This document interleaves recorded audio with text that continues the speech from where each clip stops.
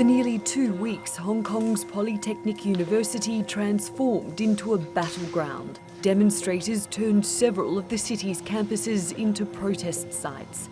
But the siege at PolyU lasted the longest, after protesters barricaded themselves inside and police surrounded the campus. It's come to an end now, but at what cost to a city already reeling from months of protests?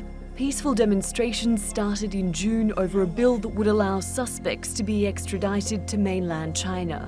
They've morphed into calls for political reform and increasingly violent clashes with police.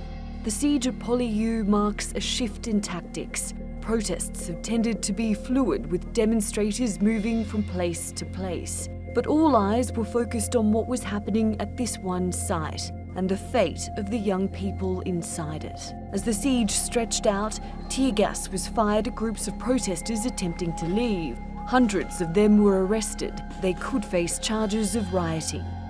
I think if you really go out and surrender, it's like you're showing you agree with the government and police what they're doing, like you've given up the fight. Beyond the campus walls, another form of protest was taking shape. The vote for local politicians in the district council elections. Hong Kong's leader, Carrie Lam, had predicted her so-called silent majority of voters would use the opportunity to show they disapproved of the city's unrest. The peaceful day at the ballot box turned into a resounding victory for the pro-democracy camp.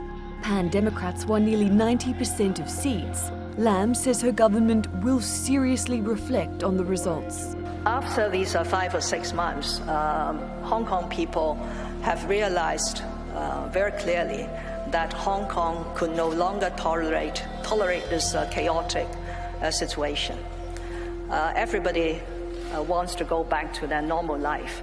Life at PolyU will slowly return to normal, but the protesters' demands remain, and the government hasn't offered any concessions. In Hong Kong, the political divisions still linger, and they seem more entrenched than ever before.